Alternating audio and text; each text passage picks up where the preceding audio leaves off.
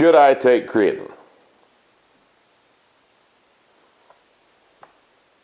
Do I look like Jordan? I'm not the nutrition guy. I suppose. Yeah, take creatine. M. Jardine, or Jordan, however that's pronounced. Am I pronouncing that correctly in Spanish? Yeah. From Twitter, what's your take on cold weather lifting? I will train in my garage this winter, and I am concerned about injuries. Well, you should be concerned about injuries if you're going to train when it's cold. So you have to pay a little more attention to warm up, which under most normal circumstances of normal temperature in a gym is largely a waste of time. But in a cold garage, you're going to have to actually do something to elevate your temperature, or you're going to yank something.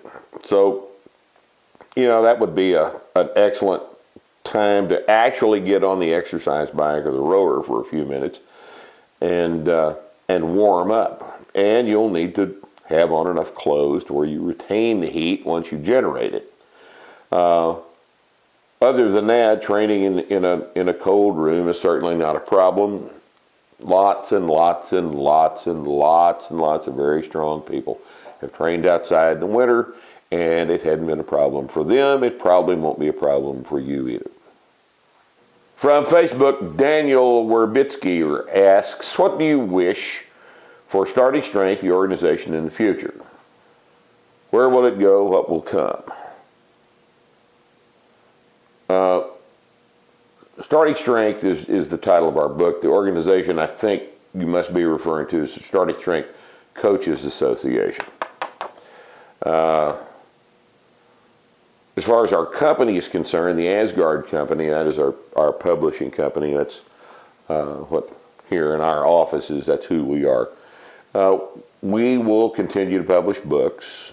Some of you may have heard we have a book in preparation about training, strength training for older trainees that Dr. Sullivan and Andy Baker have put together for us. That is in process. That will be a very big publication. We are, open to publishing other genres, other titles. As we find things, we will continue to consider them, but we will not turn into just a big giant publishing house. That's not our emphasis. Our emphasis has always been on publishing strength training materials, and that's kind of what we will restrict ourselves to.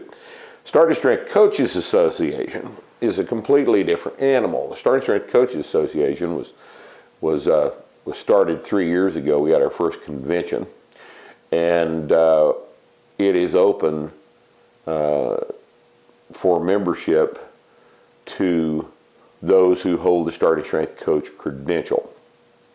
Credential, as you know, is very hard to obtain. We don't have that many members right now, a little over 100. This is being filmed in July of 2015. Our conference is coming up this next October. The conference is always a big deal. We had speakers and we have a bunch of information, and it's just a good weekend for camaraderie. This year will be an important year in the life of the organization. This year we adopt a set of bylaws. So we are headed in the direction of formalizing our organization quite a bit. Board of directors, some formal stuff at some point we'll have to incorporate, and do the things that a group of people need to do when they get organized enough to where they have to start collecting dues. We don't collect dues right now. We're just a coaches association. But at some point, we will grow to the point where we begin to look like other organizations of this type. My hope and my dying effort will be to keep us from becoming like those other organizations have become. Useless, mired in bureaucracy, having drifted away from their initial purpose, self-serving, bloated, and foolish. We're not, I don't know if that's the normal process of any organization of human beings. To the extent that it is, we will have to try to curtail that.